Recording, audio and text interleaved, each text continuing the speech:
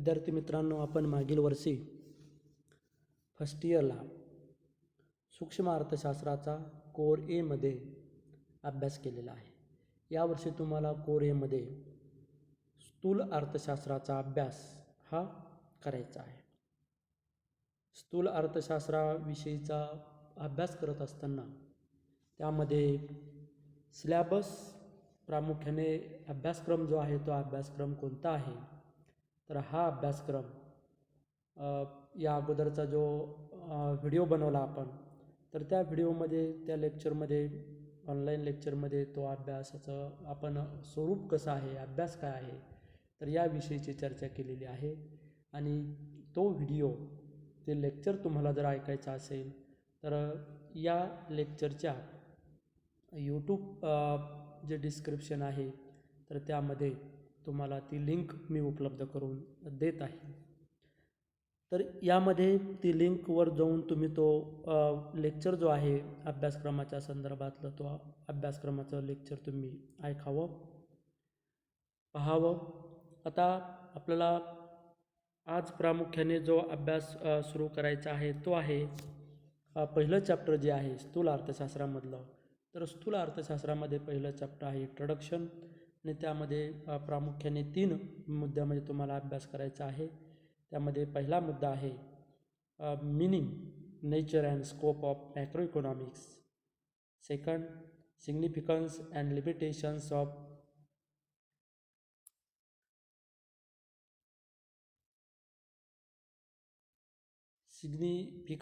Limitations of macro economics. And third, difference between micro and macro economics.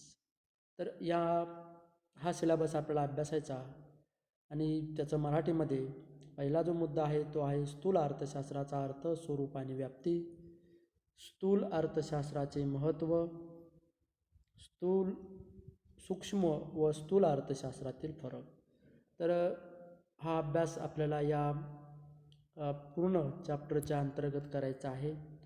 आणि आपल्याला मग या अभ्यासाच्या अनुषंगानं आपल्याला जे काही आज आपल्याला सुरुवात करायची आहे तर ती आहे की स्थूल अर्थशास्त्र म्हणजे काय, किंवा स्थूल अर्थशास्त्र जो आपला पहिला मुद्दा आहे meaning, nature and scope of macro economics. तर त्यामध्ये पहिला मुद्दा आहे स्थूल अर्थशास्त्राचा अर्थ. म्हणजे स्थूल अर्थशास्त्र म्हणजे काय हे आपल्याला माहीत असलं पाहिजे. आणि स्थूल अर्थशास्त्राचा अभ्यास करत असताना मग सुरुवातीला स्थूल अर्थशास्त्र जो पेपर आहे तर हा पेपर हा जो एक ब्रँच आहे, शाखा आहे अर्थशास्त्राची, तर हिचा उगम विकास कसा झाला तर त्या संदर्भात आपल्याला माहिती असणं आवश्यक आहे.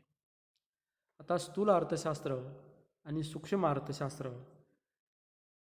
हा जो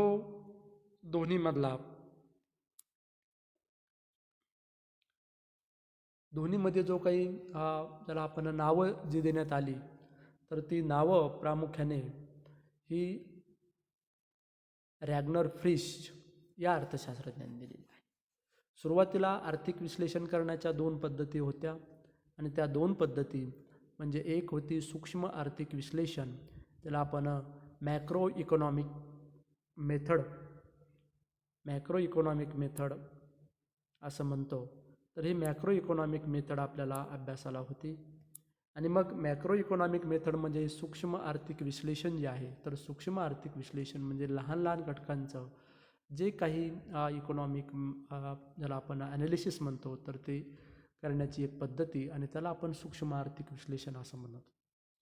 दुसरी आहे स्थूल आर्थिक विश्लेषण, त्याला आपण मॅक्रो इकॉनॉमिक मेथड असं म्हणतात.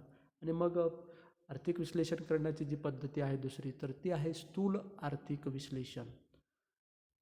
मात्र 1933पर्यंत अर्थशास्त्राच्या ज्या काही 2 शाखा होत्या महत्त्वाच्या, तर त्यामध्ये सूक्ष्म आर्थिक विश्लेषण ही एक शाखा आणि दुसरी होती स्थूल आर्थिक विश्लेषण ही एक शाखा. आणि 1933ला सर्वप्रथम नॉर्वेजियन अर्थशास्त्रज्ञ प्राध्यापक रॅग्नर फ्रिश जे आहेत, तर या नॉर्वेजियन अर्थशास्त्रज्ञ रॅग्नर फ्रिश यांनी ही जी काही सूक्ष्म आर्थिक विश्लेषण पद्धती आणि स्थूल आर्थिक विश्लेषण पद्धती यांना स्वतंत्र अशी नावं दिली आणि त्यांनी सर्वात प्रथम ॲडम स्मिथपासून ते अगोदरपासून अर्थशास्त्राचा जेव्हा अभ्यास केला जातो त्या अभ्यासामध्ये सूक्ष्म आर्थिक विश्लेषण पद्धती आणि स्थूल आर्थिक विश्लेषण पद्धती अशी नावं वापरली जायचे. परंतु सर्वप्रथम रॅग्नर फ्रिश यांनी सूक्ष्म अर्थशास्त्र व स्थूल अर्थशास्त्र असे 2 शब्दप्रयोग 1933मध्ये केले. आणि मग त्या अनुषंगानं मग स्थूल अर्थशास्त्र म्हणजे काय, तर स्थूल हा जो शब्द आहे तर स्थूल हा शब्द म्हणजे मोठा. तर स्थूल हा शब्द जो आहे तो इंग्रजीमधील मॅक्रो या शब्दापासून शब्द आहे. आणि हा मॅक्रो जो शब्द आहे तर तो ग्रीक शब्द मॅक्रोज हा जो ग्रीक शब्द आहे तर या मॅक्रोजपासून हा शब्द तयार झालेला आहे. आणि मॅक्रोजचा अर्थ जो आहे तर मॅक्रोजचा अर्थ हा लार्ज या शब्दाने घेतला जातो. आणि मॅक्रोज या ग्रीक शब्दापासून मॅक्रो हा शब्द तयार झाला. आणि मग हे जे काही शब्दाची उत्पत्ती जी आहे ती आपल्याला उत्पत्ती माहिती असली पाहिजे. आणि त्या अनुषंगानं हा शब्द त्याचा अर्थ काय आहे, तो कसा तयार झाला, तर हे तुम्हाला माहीत असणं आवश्यक आहे. आता macro economics is the child of the great depression of the 1930s. 1930ला जी जगामध्ये आर्थिक महामंदी आली होती तर या आर्थिक महामंदीमुळे निर्माण झालेला त्याचं एक चाइल्ड जे आहे तर आपण त्याला बालक म्हणतो. तर त्यापासून निर्माण झालेला एक मॅक्रो इकॉनॉमिक्स हा विषय आहे की 1930च्या दशकामध्ये जगामध्ये जी आर्थिक महामंदी आली तर या आर्थिक महामंदीमुळे जगातील ज्या विकसित असे राष्ट्र होते तर विकसित राष्ट्र असतील, अल्पविकसित असतील, विकसनशील असतील, तर अशा प्रत्येक अर्थव्यवस्था ह्या डबघाईला आल्या. आणि त्या काळामध्ये मग ह्या अर्थव्यवस्था पुन्हा पूर्वपदावर सुरळीत आणण्यासाठी काय केलं पाहिजे, तर त्या अनुषंगानं जेव्हा चर्चा करण्यात आली तर त्या चर्चेसाठी हा जो पेपर आहे, हा जो विषय आहे तर तो विषय त्या कालखंडामध्ये महत्त्वाचा ठरला. आणि म्हणून तेव्हापासून मायक्रो इकॉनॉमिक्सपेक्षा सुद्धा मॅक्रो इकॉनॉमिक्सचा अभ्यास हा मोठ्या प्रमाणावर केला जातो. आणि म्हणून मॅक्रो इकॉनॉमिक्स हे child of the great depression of 1930s असं म्हटलं जातं. आणि तेव्हापासून या स्थूल अर्थशास्त्राला महत्त्व किंवा त्याची लोकप्रियता जी आहे ती लोकप्रियता आपल्याला वाढलेली दिसून येते. Macro economic is also called as aggregate economics. त्याला मराठीमध्ये समग्र अर्थशास्त्र, एकूण अर्थशास्त्र, स्थूल अर्थशास्त्र अशा वेगवेगळ्या नावानं त्याला ओळखलं जातं. आणि म्हणून स्थूल अर्थशास्त्र जे आहे तर या स्थूल अर्थशास्त्राचा आपण जो काही अर्थ आहे त्याची उत्पत्ती कशी झाली तर ते पाहिल्यानंतर आता आपल्याला महत्त्वाचा भाग जो आहे तर आपल्याला स्थूल अर्थशास्त्राचे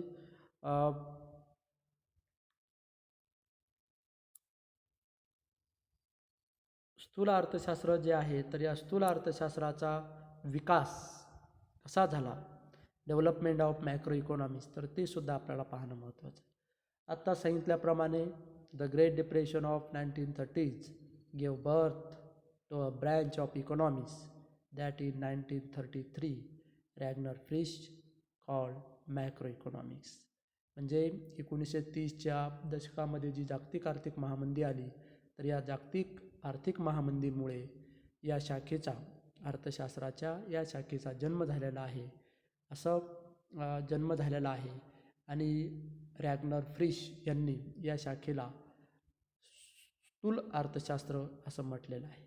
आणि मग या स्थूल अर्थशास्त्राचा विकास हा कसा झालेला आहे तर तो विकास आपण प्रामुख्याने 3 भागामध्ये त्याचा विकास हा कसा झाला तर ते पाहणार आहोत.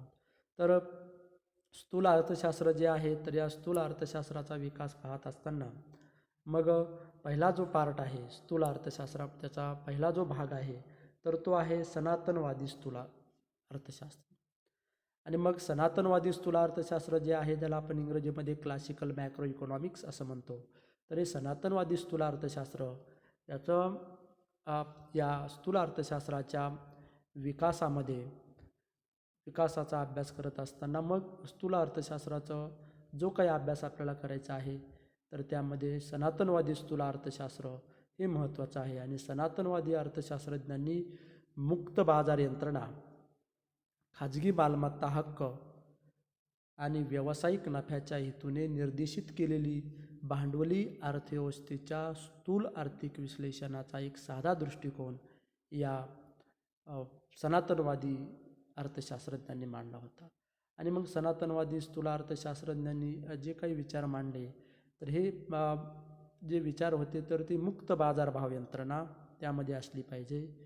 त्यानंतर खाजगी मालमत्ता हक्क असले पाहिजे आणि व्यावसायिक जो काही नफ्याच्या हेतूने जी भांडवली अर्थव्यवस्था आहे तर ती नफ्याच्या हेतूने असली पाहिजे. तर असे त्यांनी जे काही विचार होते तर ते विचार या सनातनवादी अर्थशास्त्रज्ञांनी मांडले होते. आता मग या सनातनवादी अर्थशास्त्र जे आहे तर सनातनवादी स्थूल अर्थशास्त्राचे 3 विचार किंवा ज्याला आपण स्तंभ म्हणतो तर ते महत्त्वाचे 3 स्तंभ आहेत. आणि त्यामध्ये मग हा जो पहिला स्तंभ आहे तर पहिला स्तंभ म्हणजे जे.बी.से यांचा बाजाराचा नियम होय. आता जे.बी.से यांचा जो बाजाराचा नियम आहे तर हा जे.बी.से यांचा बाजाराचा नियम हा सनातनवादी अर्थशास्त्रज्ञांचं जे आहे स्थूल अर्थशास्त्राविषयीचा जे अभ्यास केला तर त्यामध्ये हा एक महत्त्वाचा स्तंभ किंवा ज्याला आपण दृष्टिकोन म्हणतो तर हा दृष्टिकोन आहे. आणि मग सेच्या बाजाराच्या नियमानुसार काय आहे तर अर्थव्यवस्था ही स्वनियमन करते, म्हणजे स्वतः नियंत्रण करते आणि स्वनियमन करते, परंतु वेतनासह सर्व किमती संतुलित ठेवण्यासाठी पुरेशी लवचिक असते. अधिक सोप्या आणि काही प्रमाणात चुकीच्या स्वरूपात सेच्या बाजार नियमानुसार, याचा अर्थ असा आहे की सेच्या बाजार नियमानुसार पुरवठा स्वतःची मागणी निर्माण करतो. जो काही पुरवठा आहे वस्तूंचा तर तो वस्तूंचा पुरवठा स्वतः मागणी निर्माण करतो आणि त्यामुळे अतिरिक्त उत्पादन अशक्य आहे. आणि मग हा जो काही सेचा नियम होता तर सेच्या नियमानुसार जो काही पुरवठा आहे तर तो पुरवठा आपली स्वतःची मागणी स्वतः निर्माण करतो आणि त्यामुळे मग अर्थव्यवस्था जी आहे तर ती स्वनियमन करते, स्वतः नियंत्रित राहते. तर हा जो काही विचार आहे तो सनातनवादी स्थूल अर्थशास्त्राचा जो काही पहिला भाग आहे तर त्यामध्ये हा महत्त्वाचा आहे की स्थूल अर्थशास्त्रामध्ये सेचा नियम हा महत्त्वाचा आहे. त्यानंतर दुसरा जो काही त्यामधला एक स्तंभ आहे सनातनवादी अर्थशास्त्रज्ञांच्या विचारातला तो आहे फिशर्स क्वांटिटी थेअरी ऑफ मनी, ज्याला फिशरचा चलनसंख्यामान सिद्धांत असं म्हणतात. तर हा फिशरचा चलनसंख्यामान सिद्धांत हा सुद्धा एक सनातनवादी अर्थशास्त्रज्ञांच्या विचारातला एक स्तंभ आहे, महत्त्वाचा आहे. आणि मग फिशर यांच्या मते काय आहे की फिशर यांच्या मते जर हा जो काही नियम आहे चलनसंख्यामान सिद्धांत, या सिद्धांतानुसार जर मुक्त बाजार भाव यंत्रणेला आपली भूमिका आणि जबाबदारी पार पाडायची असेल तर बाजारात टंचाई किंवा विपुलता यापैकी एक सापेक्ष स्थिती दर्शवण्यासाठी किंमत अस्तित्वात असली पाहिजे. म्हणजे जे काही किंमत आहे तर ही किंमत महत्त्वाची असली पाहिजे. आणि किंमत मग कोणत्याही वस्तूची किंमत असेल तर किंमत ही पैशाच्या बाबतीत मोजली जाते किंवा पैशामध्ये मोजली जाते. आणि म्हणून मग किंमत ही महत्त्वाची आहे आणि किंमत महत्त्वाची आहे आणि ती किंमतसुद्धा कशी पैशामध्ये व्यक्त केली पाहिजे, पैशात सांगितली पाहिजे. आणि म्हणून मग ही किंमत महत्त्वाची आहे आणि तिचं पैशाच्या साहाय्याने मोजमाप हे केलं जातं. आता मग आपल्याला किंमत म्हणजे काय ते सुद्धा माहीत असलं पाहिजे की किंमत कशाला म्हणायचं, किंमत म्हणजे काय. तर किंमतीची जी की बाई व्याख्या आहे ती एका ओळीची व्याख्या आहे की एखाद्या वस्तूचे पैशात व्यक्त केलेले मूल्य म्हणजे किंमत. एखाद्या वस्तूचे पैशात व्यक्त केलेले मूल्य म्हणजे किंमत. आणि मग कोणती वस्तू असू द्या, मग आपल्या ज्या वेगवेगळ्या गरजा आहेत त्या गरजा भागवण्यासाठी कोणती वस्तू घेतली तर त्या वस्तूचं मूल्य जर पैशात व्यक्त केलं जात असेल तर त्याला किंमत असं म्हटलं जातं. आता या ठिकाणी एक संकल्पना आहे की ती संकल्पना म्हणजे आपण आता किंमत म्हणजे काय ते पाहिलं, परंतु आपल्याला मूल्य म्हणजे काय हे सुद्धा माहीत असलं पाहिजे की मूल्य कशाला म्हणायचं. आपण किमतीची व्याख्या पाहिली की पैशामध्ये एखाद्या वस्तूचे पैशात व्यक्त केलेले मूल्य म्हणजे किंमत. मूल्य म्हणजे काय, तर मूल्य हे नेहमी वस्तूमध्ये व्यक्त केलं जातं. मूल्य काय आहे, नेहमी वस्तूमध्ये व्यक्त केलं जातं.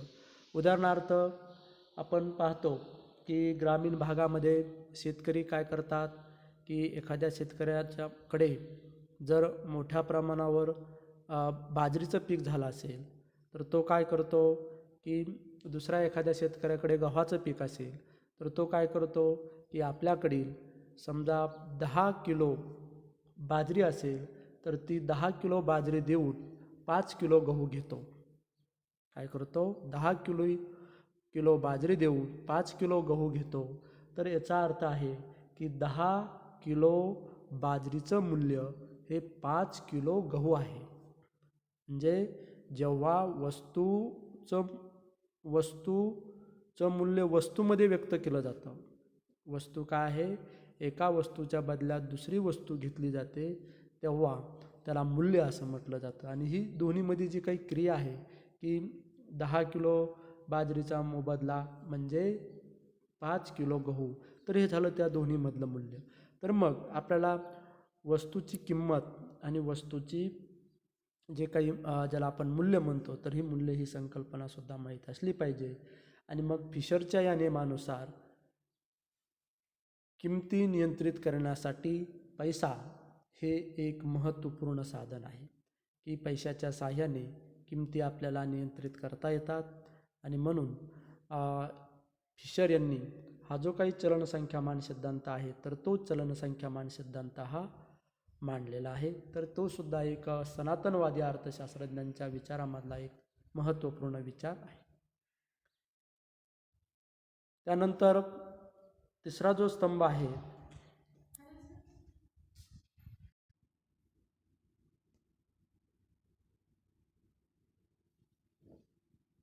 सनातनवादी अर्थशास्त्रज्ञांचा जो विचारामधला तिसरा स्तंभ आहे तो आहे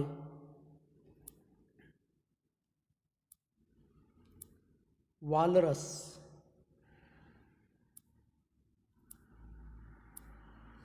तो आहे वालरसचे सामान्य समतोल प्रतिमान. आता सामान्य आर्थिक समतोलाने विशिष्ट कालखंडात संपूर्ण अर्थव्यवस्थेत सर्व किमती आणि प्रमाणात कसे देवाणघेवाण करतात हे स्पष्ट केले. आणि म्हणून हा जो काही सामान्य आर्थिक समतोलन आहे तर हे सामान्य आर्थिक समतोलन हे महत्त्वाचं आहे. या उलट आंशिक समतोल जो असतो तर आंशिक समतोल सिद्धांत काय सांगत असतो की 1 किंवा 2 वगळता सर्व किमती आणि परिमाणांची देवाणघेवाण झाली आणि त्या दिलेल्या किमती व परिमाणांच्या संदर्भात त्या 1 किंवा 2 बाजाराचे स्पष्टीकरण देण्याचा प्रयत्न हा आंशिक समतोल सिद्धांतात केला जातो. आणि मग वालरसचे सामान्य समतोल जे प्रतिमान आहे तर ते वालरसचे सामान्य समतोल प्रतिमानसुद्धा या सनातनवादी अर्थशास्त्रज्ञांच्या विचारामध्ये महत्त्वाचा विचार तो एक सांगितला जातो. त्यानंतर दुसरा जो काही भाग होता की आपण स्थूल अर्थशास्त्राचा विकास कसा झाला त्याचा जो पहिला भाग आहे त्यामध्ये आपण प्रामुख्याने 3 जे काही स्तंभ आहेत ते 3 स्तंभ पाहिले की त्यामध्ये पहिला भाग होता की स्थूल अर्थशास्त्राचा विकास होत असताना सनातनवादी स्थूल अर्थशास्त्र हे महत्त्वाचं आहे. आणि मग सनातनवाद्यामध्ये 3 अर्थशास्त्रज्ञांचे आपण विचार हे महत्त्वाचे पाहिले. त्यामध्ये जे.बी. शेचा बाजार नियम, त्यानंतर प्राध्यापक फिशर यांचा चलनसंख्यामान सिद्धांत, आणि तिसरं होतं की वालरसचे सामान्य आर्थिक समतोल किंवा संतुलन. त्यानंतर दुसरा जो काही स्थूल अर्थशास्त्राच्या विकासामधला दुसरा जो टप्पा आहे तो आहे केन्शियन स्थूल अर्थशास्त्र, ज्याला आपण केन्स प्रणित जे अर्थशास्त्र आहे तर ते केन्स प्रणित अर्थशास्त्र हे महत्त्वाचं आहे. आता स्थूल अर्थशास्त्र हा जो पेपर आहे, हा स्थूल अर्थशास्त्र पेपर जर समजून घ्यायचा असेल तर असं म्हटलं जातं की J.M. केन्स यांचं अर्थशास्त्र ज्याला समजलं त्याला स्थूल अर्थशास्त्र सर्व समजलं. कारण स्थूल अर्थशास्त्राचं जास्तीत जास्त लिखाण किंवा लोकप्रियता जी आहे ती केन्स यांनी त्यांच्या लिखाणामधून जी काही लोकप्रियता आहे ती लोकप्रियता मिळवलेली आहे.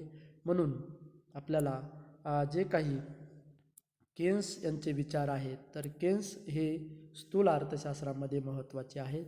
की केन्स यांनी जी काही जगामध्ये आर्थिक महामंदी आली होती 1930 या दशकामध्ये, तर या 1930 या दशकातील महामंदीतून वेगवेगळ्या अर्थव्यवस्थेला पुन्हा पूर्वपदावर आपल्या ज्याला रुळावर म्हणतो आपण, तर पूर्वपदावर येण्यासाठी जे लिखाण केलं तर ते लिखाण महत्त्वाचं आहे. आणि तो त्यांचा ग्रंथ जो आहे तो ग्रंथ अतिशय महत्त्वाचा आहे. तो ग्रंथ म्हणजे the general theory of employment, interest and money हा जो ग्रंथ आहे हा ग्रंथ त्यांनी 1936मध्ये प्रकाशित केला. आणि तेव्हापासून ज्या काही त्याला आपण जागतिक आर्थिक महामंदी होती तर या आर्थिक महामंदीतून अनेक देश या त्यांच्या लिखाणामुळे हे ज्या जागतिक आर्थिक महामंदीतून बाहेर पडलेले आपल्याला दिसून येतात. म्हणून केन्स यांचे जे काही विचार आहेत ते विचार अतिशय महत्त्वाचे आहेत आणि त्यावरच आपल्याला स्थूल अर्थशास्त्र हे आधारलेलं दिसून येतं. आणि म्हणून J.M. केन्स जे आहेत तर यांचं नाव J.M. केन्स जे आहेत तर या जॉन मेनार्ड केन्स, तर केन्सचा आर्थिक सिद्धांत पैशाचा चक्री प्रवाहावर आधारित होता. आणि त्यांच्या विचारामुळे जगात महामंदीच्या काळात हस्तक्षेपवादी आर्थिक धोरणं ही निर्माण झाली की सरकारचा हस्तक्षेप हा त्यासाठी महत्त्वाचा आहे असे विचार त्यांनी मांडले. आणि हस्तक्षेपवादी आर्थिक धोरणं ही 1936 पासून त्यांच्या पुस्तक प्रकाशनानंतर झालेले आपल्याला दिसून येतात. तर केन्सच्या सिद्धांतानुसार एका व्यक्तीचा खर्च हा दुसऱ्या व्यक्तीची मिळकत असतो किंवा तो मिळकतीकडे जातो. जेव्हा ती व्यक्ती तिची मिळकत खर्च करते तेव्हा ती दुसऱ्याच्या उत्पन्नास पाठिंबा देते. आणि हे असं जे चक्र आहे तर हे चक्र सातत्याने चालू असतं आणि ते अर्थव्यवस्थेस मदत करते. जेव्हा महान अवदाशिन्य ज्याला आपण संकट म्हणतो तर हा जागतिक संकटाचा जो फटका बसला तेव्हा लोकांची नैसर्गिक प्रतिक्रिया म्हणजे त्यांचे पैसे गोळा करणं हे महत्त्वाचं होतं. आणि मग त्या जागतिक आर्थिक महामंदीच्या काळामध्ये केन्सच्या सिद्धांतानुसार जागतिक महामंदीमुळे पैशाचा जो चक्रीय प्रवाह थांबलेला होता तर तो पैशाचा चक्रीय प्रवाह पुन्हा पूर्वपदावर आणून ज्या काही अर्थव्यवस्था अडचणीत आल्या होत्या त्या अडचणीतून त्यांना बाहेर काढण्याचं काम या जॉन मेनार्ड केन्स यांनी प्रामुख्याने केलेलं आहे. आणि मग आपण पाहतो की केन्सच्या मतानुसार आर्थिक व्यवस्थापनात सरकारने मोठी भूमिका घ्यावी. आणि यामुळे हा जो विचार आहे की सरकारचा हस्तक्षेपवादी जो विचार आहे तर तो हस्तक्षेपवादी विचार हा त्या काळामध्ये सर्वप्रथम ज्याला समर्थन जे आहे तर त्याचा पुरस्कार केन्स यांनी केला. आणि यामुळे मग ॲडम स्मिथच्या हस्तक्षेपाचा जो काही विचार होता त्या विचाराला धक्का बसलेला आपल्याला दिसून येतं. की स्मिथच्या मते काय होतं की जेव्हा बाजारपेठा राज्य हस्तक्षेपमुक्त होते तेव्हा अर्थव्यवस्था उत्तम प्रकारे कार्य करू शकतात असं ॲडम स्मिथ यांचं म्हणणं होतं. की बाजारपेठा ह्या नेहमी अर्थव्यवस्था ह्या नेहमी कशा असल्या पाहिजे की सरकारी हस्तक्षेपापासून मुक्त असल्या पाहिजे. आणि असा असा विचार ॲडम स्मिथचा होता. तर या उलट मात्र केन्सने असा दावा केला की की वेतन पुरेसे कमी करून नेहमी पूर्ण रोजगार मिळू शकत नाही. तर अर्थव्यवस्थेमध्ये काय केलं पाहिजे, तर अर्थव्यवस्था एकूण खर्चाच्या प्रवाहानुसार उत्पादन करतात आणि जर लोक पुरेसे पैसे खर्च करत नाहीत तर बेरोजगारी होते. म्हणजे लोकांनी जर पैसाच खर्च केला नाही तर वस्तूची मागणी कमी होईल. वस्तूची मागणी कमी झाली तर त्यामुळे उत्पादन कमी घेतलं जाईल आणि उत्पादन कमी करायचं असेल तर जो उद्योजक हे आपल्या उद्योगामधून रोजगार जे आहेत तर ते रोजगार कमी करण्याचा प्रयत्न करतात आणि त्यामुळे आपोआप देशामध्ये बेरोजगारीचं जे प्रमाण आहे, बेरोजगारी जी आहे तर ही बेरोजगारी वाढत जाते. तर असे विचार या केन्स यांनी मांडले आणि त्यासाठी मग सर्वात महत्त्वाचं आहे की आर्थिक व्यवस्थापनामध्ये सरकारने आपली भूमिका ही महत्त्वाची आहे आणि आपली भूमिका किंवा हस्तक्षेप हा केला पाहिजे. तर असे विचार केन्स यांनी मांडले आणि म्हणून आपल्याला स्थूल अर्थशास्त्राचा अभ्यास करत असताना विकास कसा झाला तर तो विकास पाहत असताना केन्स प्रेरित जे काही प्रणित जे काही स्थूल अर्थशास्त्र आहे त्याचासुद्धा अभ्यास आपल्याला महत्त्वाचा. आणि यानंतर जो काही नंतरचा भाग आहे तो आहे पोस्ट केन्सियन मॅक्रो इकॉनॉमिक्स. केन्सियन म्हणजे केन्सच्या नंतरचं जे काही स्थूल अर्थशास्त्र आहे तर ते स्थूल अर्थशास्त्रसुद्धा यासाठी महत्त्वाचं आहे. त्याचासुद्धा अभ्यास आपल्याला यामध्ये करायचा आहे. तर आता आपण स्थूल अर्थशास्त्राचा विकास कसा झाला त्या संदर्भात आपण माहिती जी आहे, जो अभ्यास आहे तो अभ्यास केला. आता यानंतर आपल्याला सर्वात महत्त्वाचं आहे की meaning and definition of macro economics, की स्थूल अर्थशास्त्राचा अर्थ, स्थूल अर्थशास्त्राच्या काही व्याख्या ह्या आपल्याला सांगता आल्या पाहिजे. या अगोदरच आपण पाहिलं की मॅक्रो इकॉनॉमिक्स हा जो शब्द आहे, मॅक्रो हा जो शब्द आहे तर तो ग्रीक शब्द जो मॅक्रोज आहे त्यापासून तयार झालेला आहे आणि म्हणून हा मॅक्रो इकॉनॉमिक्स जो आहे तर मॅक्रोचा अर्थ स्थूल असा घेतला जातो. स्थूल म्हणजे मोठा, की एखाद्या घटकाचा विस्तारित स्वरूप असा त्याचा अर्थ घेतला जातो. आणि स्थूल अर्थशास्त्र जे आहे तर स्थूल अर्थशास्त्रात एकूण अर्थव्यवस्थेचा एकत्रित स्वरूपात अभ्यास केला जातो आणि स्थूल अर्थशास्त्र हे त्यासाठी महत्त्वाचं आहे.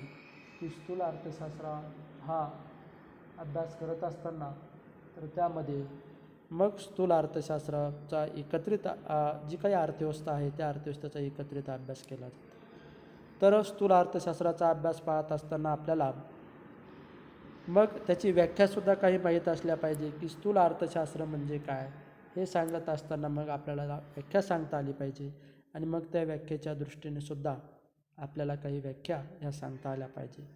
मग आता यामध्ये पहिली व्याख्या जी आहे ती आहे गार्डनर ॲक्ले.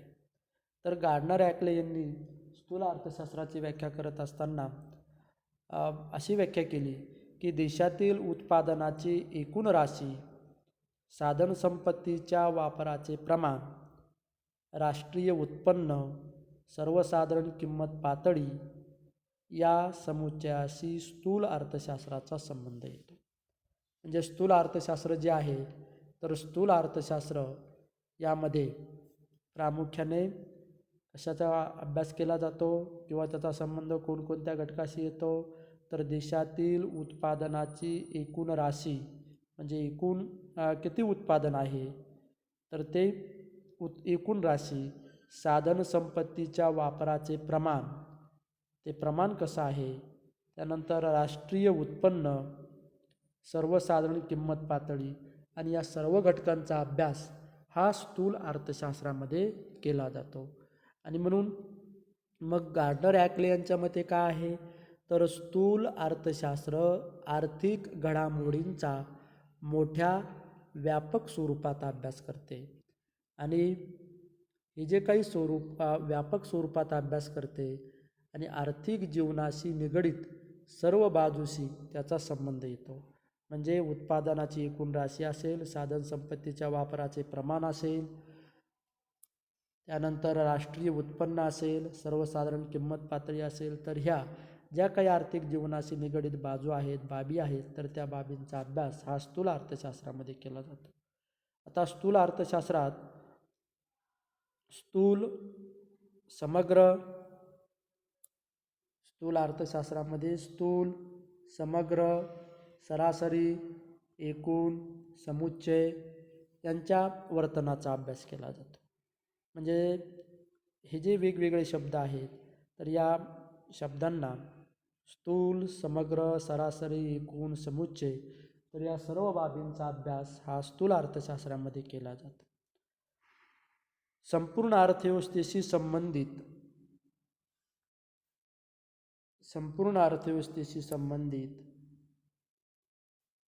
समुच्चय आणि त्याचा परस्पराशी असणारा संबंध लक्षात घेतला जातो.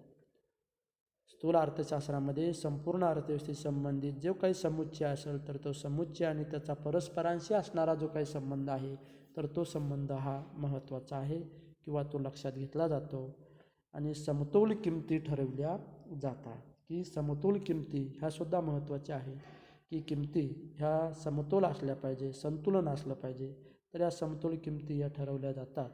आणि मग गार्डनर ॲक्ले यांची जी काही स्थूल अर्थशास्त्राची व्याख्या आहे, तर ती व्याख्या आपल्याला याप्रमाणे त्याचा जो काही अर्थ आहे तो अर्थ माहिती. त्यानंतर दुसरी महत्त्वाची व्याख्या आहे की प्राध्यापक के. बोल्डिंग यांनी स्थूल अर्थशास्त्राची व्याख्या ही केलेली आहे, की प्राध्यापक के. बोल्डिंग यांच्या मते मग स्थूल अर्थशास्त्राची व्याख्या काय आहे, की समष्ट अर्थशास्त्र, त्याला आपण समष्टी म्हणतो. समष्टी अर्थशास्त्र हा अर्थशास्त्राचा असा एक भाग आहे की ज्यामध्ये विशिष्ट बाबींचा अभ्यास न करता अर्थव्यवस्थेतील मुख्य समूहाचा व सरासरीचा अभ्यास केला जातो व त्यामधील परस्पर संबंध तपासून पाहिले जातात. म्हणजे समष्टी अर्थशास्त्र हा अर्थशास्त्राचा असा भाग आहे की ज्यामध्ये काय केलं जातं, तर विशिष्ट बाबींचा अभ्यास न करता एका घटकाचा, वैयक्तिक घटकाचा, पर्टिक्युलर घटकाचा अभ्यास न करता त्यामध्ये अर्थव्यवस्थेतील मुख्य समूहाचा व सरासरीचा अभ्यास केला जातो, ज्याला आपण समुच्चय, ॲग्रिगेट, एकूण, समग्र असं म्हणतो. तर या समूहाचा किंवा सरासरीचा अभ्यास केला जातो आणि हा अभ्यास केल्यानंतर त्यामधील परस्पर संबंध हे तपासून पाहिले जातात, की त्या वेगवेगळ्या घटकामध्ये काय परस्पर संबंध आहेत, तर ते संबंध यामध्ये तपासून पाहिले जातात. आणि मग स्थूल अर्थशास्त्र हे असा भाग आहे की ज्यामध्ये विशिष्ट बाबींचा अभ्यास न करता अर्थव्यवस्थेतील मुख्य समूहाचा व सरासरीचा अभ्यास केला जातो व त्यामधील परस्पर संबंध तपासून पाहिले जातात. आता यांच्या व्याख्या अभ्यासल्यानंतर आपल्याला त्यांच्या व्याख्येवरून काही ज्याला व्याख्येची वैशिष्ट्ये आहेत त्या व्याख्येची वैशिष्ट्ये सांगता येतात. की बोल्डिंग यांच्या व्याख्येवरून आपल्याला असं दिसून येतं की विशिष्ट बाबीचा अभ्यास न करता अर्थव्यवस्थेतील मुख्य समूहाचा व सरासरीचा अभ्यास हा स्थूल अर्थशास्त्रामध्ये केला जातो. म्हणजे पर्टिक्युलर घटकांचा अभ्यास हा स्थूल अर्थशास्त्रामध्ये न करता त्यामध्ये एकूण किंवा ज्याला आपण समुच्चय म्हणतो, तर या समुच्चयाचा, ॲग्रिगेटचा अभ्यास हा स्थूल अर्थशास्त्रामध्ये केला जातो. आणि दुसरं जे वैशिष्ट्य आहे की त्यामधील जे काही परस्पर संबंध आहेत ते संबंध हे तपासून पाहिले जातात. यानंतर सामान्यतः एक सर्वसाधारणपणे एक व्याख्या केली जाते की स्थूल अर्थशास्त्र जे आहे, तर स्थूल अर्थशास्त्र म्हणजे काय, तर एक साधारणपणे व्याख्या अशी केली जाते की स्थूल अर्थशास्त्र हे वैयक्तिक खरेदी परिमाणाऐवजी परिमाणांची बेरीज, वैयक्तिक खरेदी परिमाणाऐवजी परिमाणांची बेरीज, वैयक्तिक उत्पन्नाऐवजी राष्ट्रीय उत्पन्नाचा, वैयक्तिक किमतीऐवजी सामान्य मूल्यस्तराचा, वैयक्तिक उत्पादनाऐवजी राष्ट्रीय उत्पादनाचा अभ्यास करते. स्थूल अर्थशास्त्र काय करतं, तर स्थूल अर्थशास्त्र म्हणजे काय असं जेव्हा विचारलं जाईल तेव्हा आपल्याला सांगता आलं पाहिजे की स्थूल अर्थशास्त्र हे वैयक्तिक परिमाणांची बेरीज, वैयक्तिक उत्पन्नाऐवजी राष्ट्रीय उत्पन्नाचा अभ्यास, वैयक्तिक किमतीऐवजी सामान्य मूल्यस्तराचा, वैयक्तिक उत्पादनाऐवजी राष्ट्रीय उत्पादनाचा अभ्यास करणारे शास्त्र आहे. आणि म्हणून मग सामान्यतः जी आपण व्याख्या अभ्यासतो तर त्यामध्ये वैयक्तिक या घटकाऐवजी एकूण ॲग्रिगेट या घटकांना स्थूल अर्थशास्त्रामध्ये महत्त्वही दिले जाते. आणि मग स्थूल अर्थशास्त्र जे आहे तर स्थूल अर्थशास्त्र सांगितलं जातं की स्थूल अर्थशास्त्र ही अर्थशास्त्राची अशी शाखा आहे की जी अर्थव्यवस्थेच्या एखाद्या राष्ट्रीय समस्येच्या एकूण कामकाजाचा अभ्यास करते. म्हणजे एखादी देशाची जी काही आपण आर्थिक समस्या असेल तर त्या आर्थिक समस्येचा अभ्यास हा एकूण कामकाज देशाच्या पातळीवर कसा आहे तर त्या पूर्ण समस्याचा अभ्यास हा एकत्रितपणे केला जातो. आता आपण ह्या ज्या वेगवेगळ्या व्याख्या आहेत की स्थूल अर्थशास्त्राच्या व्याख्या पाहत असताना आपण ह्या ज्या वेगवेगळ्या व्याख्या पाहिल्या तर या व्याख्याच्या अनुषंगाने आपल्याला थोडक्यात म्हणता येतं की स्थूल अर्थशास्त्रात एखाद्या देशाच्या अर्थव्यवस्थेमधील एकूण राष्ट्रीय उत्पन्न, एकूण बचत, एकूण खर्च, एकूण उपभोग, एकूण रोजगार या संबंधीचे विश्लेषण व विवेचन हे स्थूल अर्थशास्त्रामध्ये केले जाते. हे काय आहे स्थूल अर्थशास्त्रामध्ये केले जाते. आणि स्थूल अर्थशास्त्राचे संबंध विशिष्ट घटकाशी किंवा एककाशी नसून तो संपूर्ण समूहाशी असतो. म्हणजे स्थूल अर्थशास्त्राचा एका विशिष्ट घटकाशी संबंध नसून तो संपूर्ण समूहाशी असतो. आणि स्थूल अर्थशास्त्राच्या जो काही व्याख्या आहे तर त्या व्याख्याचा अभ्यास आपल्याला यावरून सांगता येते. आता यानंतर स्थूल अर्थशास्त्र जे आहे तर स्थूल अर्थशास्त्राची व्याख्या पाहिल्यानंतर आपल्याला त्यावरून त्याची काही वैशिष्ट्य ही सांगता येतात की स्थूल अर्थशास्त्र काय आहे. तर स्थूल अर्थशास्त्राचं पहिलं वैशिष्ट्य आहे की संपूर्ण अर्थव्यवस्थेचा एकत्रितरित्या अभ्यास करतं. आहे की स्थूल अर्थशास्त्र हे संपूर्ण अर्थव्यवस्थेचा एकत्रित अभ्यास करणारं शास्त्र आहे. एका घटकाचा अभ्यास न करता एकूण किंवा एकत्रितपणे समूहाचा अभ्यास करते. त्यानंतर दुसरं वैशिष्ट्य आहे की सामान्य संतुलनाचा वापर विश्लेषणासाठी करते. म्हणजे आंशिक संतुलन जे आहे तर ते आंशिक संतुलनाचा वापर न करता सामान्य संतुलनाचा वापर हा आर्थिक विश्लेषणासाठी केला जातो. आणि तिसरं महत्त्वाचं वैशिष्ट्य जे आहे की स्थूल अर्थशास्त्राचा भर किमतीपेक्षा उत्पन्न निश्चितीवर अधिक आहे किंवा अधिक असतो. म्हणजे स्थूल अर्थशास्त्राचा भर हा किमतीपेक्षा उत्पन्न निश्चितीवर अधिक असल्याचं आपल्याला दिसून येतं. तर मग ह्या आपल्याला जी काही स्थूल अर्थशास्त्राच्या वेगवेगळ्या आपण व्याख्या पाहिल्या तर त्या व्याख्येवरून आपल्याला त्याची वैशिष्ट्ये ही सांगता येतात. आता स्थूल अर्थशास्त्राचा जे काही विश्लेषण आहे ते विश्लेषण प्रामुख्याने 4 भागामध्ये त्याचा अभ्यास केला जातो. एक भाग आहे त्याचा इन्कम अँड एम्प्लॉयमेंट थेरी. आणि या इन्कम ज्याला आपण उत्पन्न आणि उपभोगाविषयी जी काही सिद्धांत आहेत त्या सिद्धांत यामध्ये अभ्यासले जातात. आणि यामध्ये प्रामुख्याने 2 सिद्धांत महत्त्वाचे आहेत. एक आहे थेरी ऑफ कन्झम्पशन फंक्शन ज्याला आपण उपभोग फलनाचे सिद्धांत असं म्हणतो. आणि दुसरा आहे थेरी ऑफ इन्व्हेस्टमेंट गुंतवणुकीचे सिद्धांत. तर या दोघांचा जो अभ्यास आहे तर तो पहिल्या भागामध्ये केला जातो आणि तो म्हणजे इन्कम अँड एम्प्लॉयमेंट थेरी. आणि या सर्व बाबींना या दोन्ही सिद्धांतांना एकत्रितरित्या जो काही अभ्यास आहे तो थेरी ऑफ ट्रेड सायकल ज्याला व्यापार चक्र म्हणतो. तर या व्यापार चक्राचा सिद्धांत हा त्यामध्ये महत्त्वाचा आहे ट्रेड सायकल.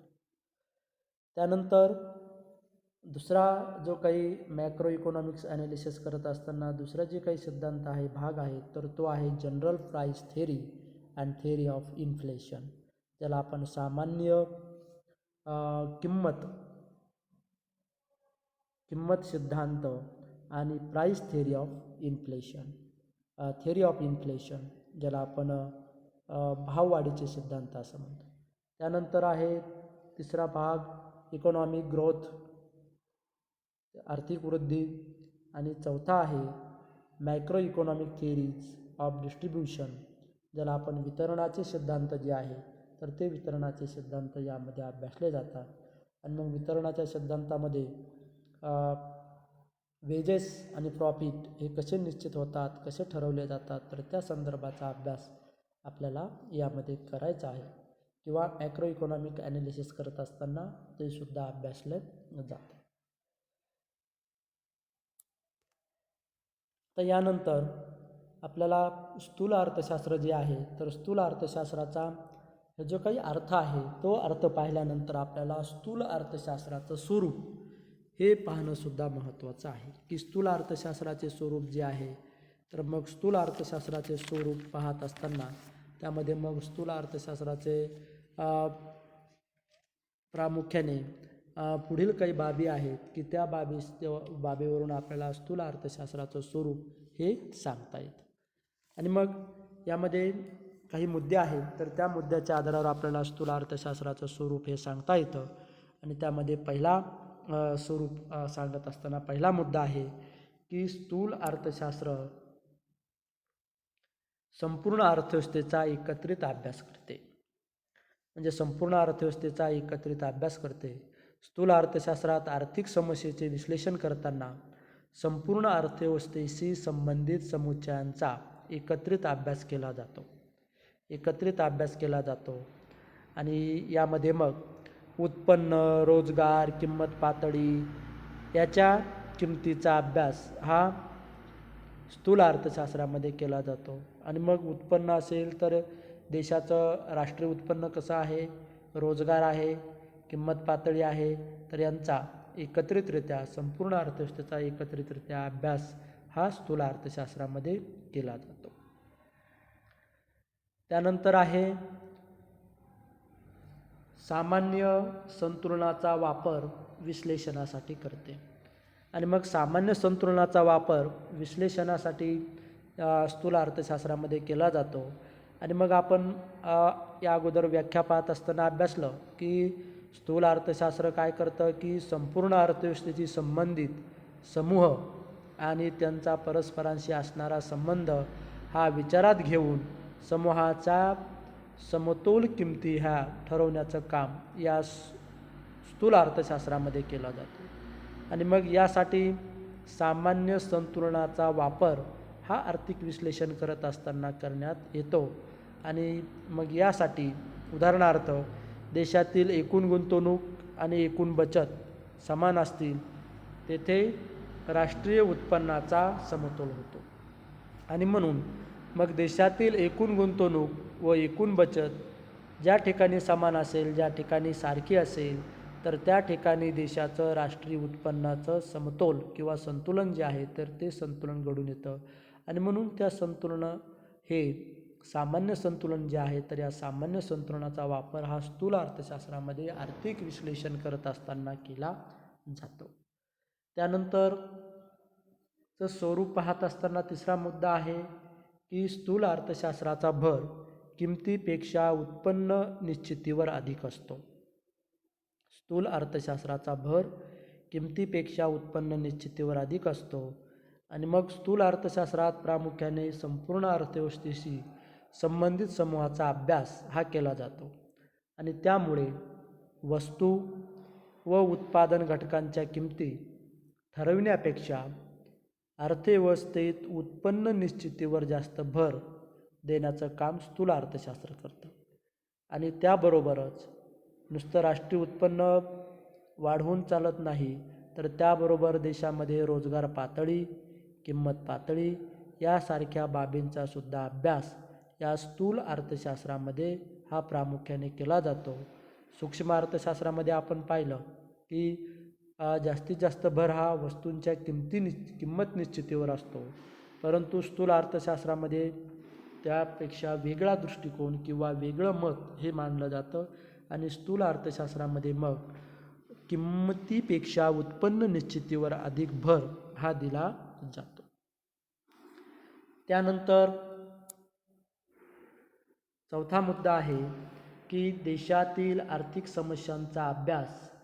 देशातील आर्थिक समस्यांचा अभ्यास जो आहे तर तो देशातील आर्थिक समस्यांचा अभ्याससुद्धा स्थूल अर्थशास्त्राचा जे काही स्वरूप आहे ते स्वरूप सांगत असताना सांगितलं जातो.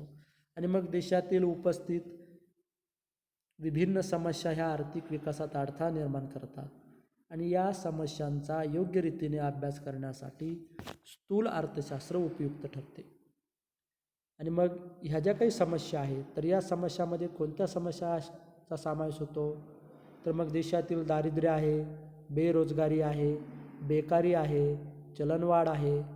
तर या समस्यांचा अभ्यास हा स्थूल अर्थशास्त्रामध्ये केला जातो. आणि मग त्यावर योग्य उपाययोजना ह्या सुद्धा केल्या जाऊ शकतात. आणि म्हणून देशातील वेगवेगळ्या आर्थिक समस्यांचा अभ्याससुद्धा स्थूल अर्थशास्त्राचा अभ्यास विषय किंवा ज्याला स्वरूप आपण म्हणतो तर ते स्वरूप सांगत असताना हा सांगितला जातो. त्यानंतर अल्पकाळ दृष्टिकोन. स्थूल अर्थशास्त्राचं स्वरूप सांगत असताना स्थूल अर्थशास्त्रामध्ये